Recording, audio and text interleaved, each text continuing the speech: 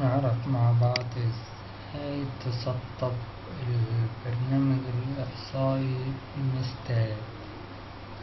أول حاجة بتنزل الاتنين فايل دول اللي هما فايل mstat files وداتا كده، تختار سي داتا اوكي نعمل انزل تلاقي افتح السي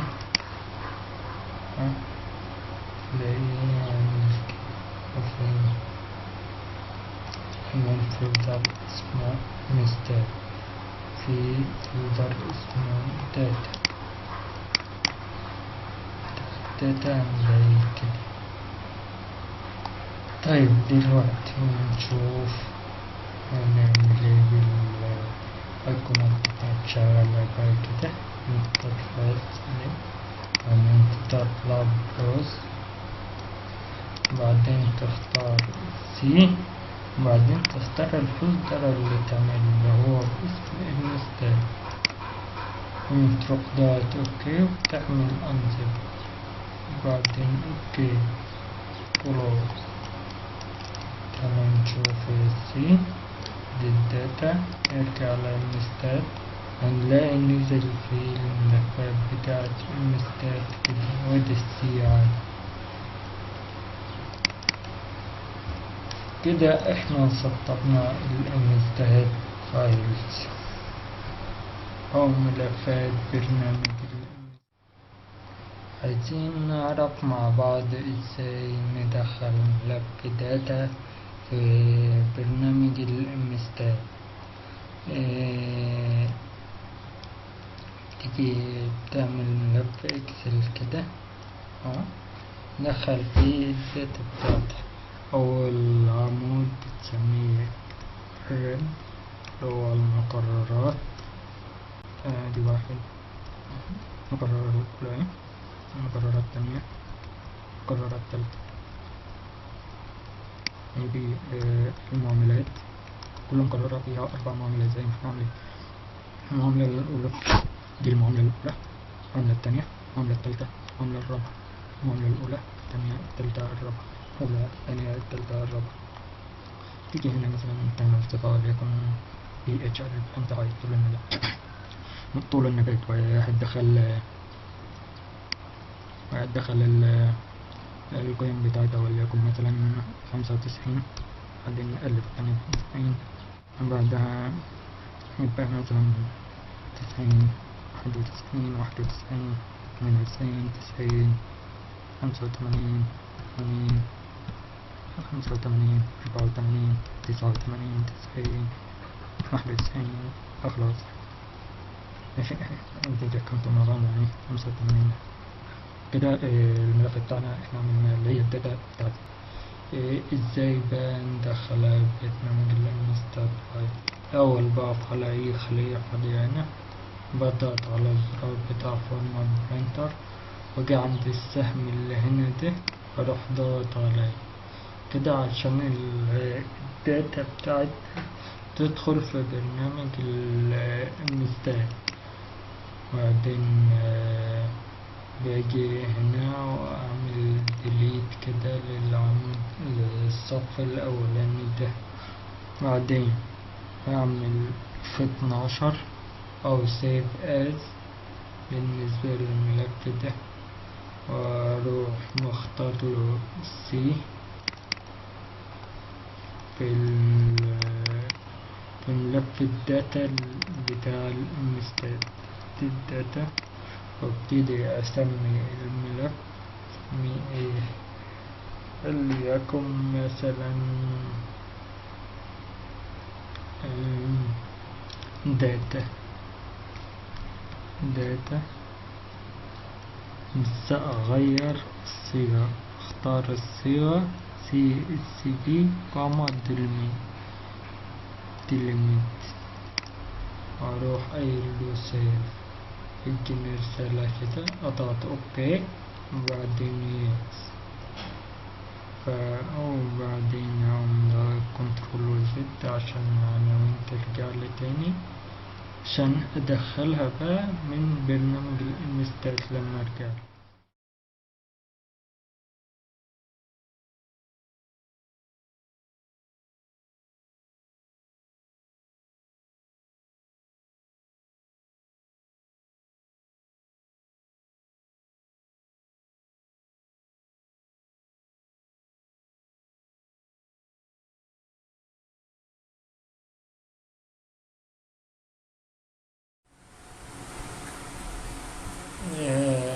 تشغيل المستات في النسخة 64 بتحتاج برنامج تاس بوكس ده، هو ده.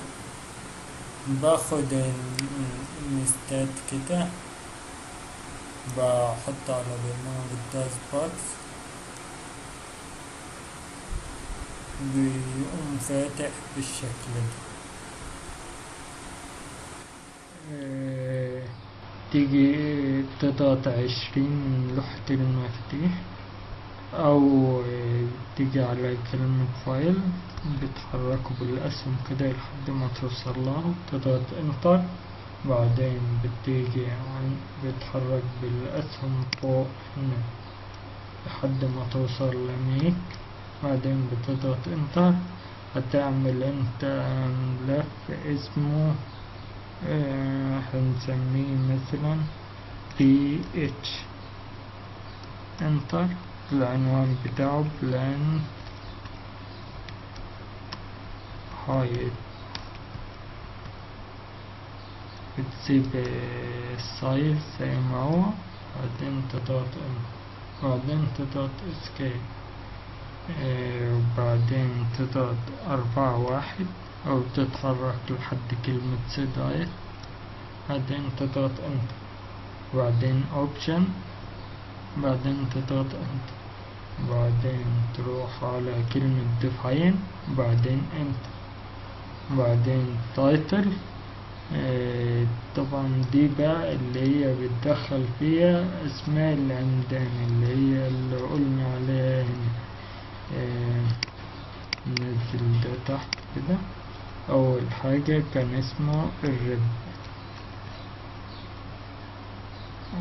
انتر نمرة، والسايز 4 ياخد لحد 4 أرقام. display format اللي هو عدد الأرقام قبل وبعد العلامة. الليفت ده اللي هو قبل العلامة، متشغلش بالك بيه عادي. الرايت ده اللي هو بعد العلامة. لو العمود اللي انت حاطه فيه أرقام 10 تقول له خد رقم 10، خد رقمين، خد 3، زي ما انت عايز. هنا مفيش أرقام 10 في الريبليكيشن، أنا ده 0. نقول له انت العمود اللي بعده اللي هو 3.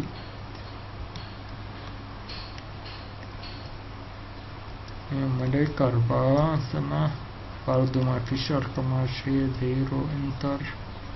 العمود اللي بعده PH.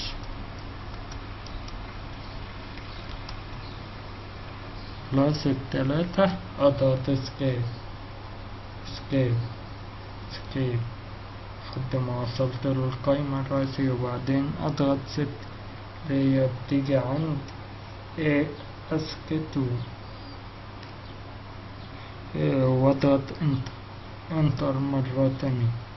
بعدين هنزل على 2 اللي هي convert ASCII file to an mstat file. روح ضغط انتر، ادخل اسم الملف اللي انا سيبته داتا بالامتداد بتاعه اللي هو .csv. ضغط انتر، يقول لي ادخله، هو فاتح من الملف PH، فبيقول لي ادخل البيانات اللي في الداتا دي ادخلها في PH، فبقول له انتر.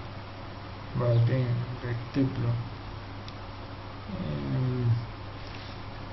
بيقول لي عايز تكتب انت فاريبل تانية غير اللي موجودة في الداتا، فبقول لا، فبضغط 0. بعدين شيفت و8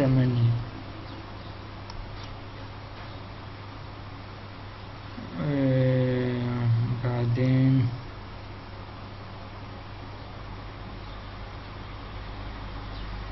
انتر، بعدين نو، بعدين 1،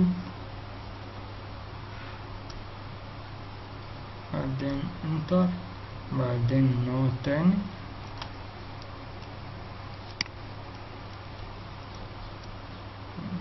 انتر. فبيقول لك خلاص 12 كيس have been transferred. كان عندك كام كيس؟ ده كنترول واي هنا كان عندك 12 كيس، بيقول لك هنا كام؟ 12 كيس has been transferred. خلاص نقلهم ل 12 في برنامج المستات. تروح دوت انت انتر سكيب 4 1 اللي هي صدايق، بعدين انت خلاص الداتا بتاعتك اتنقلت اهي. الرب والديليت والبي اتش. الرب في المقررات بتاعتك زي ما هي، الديليت زي ما هي، البي اتش اتنقلت الداتا بتاعتها زي ما هي.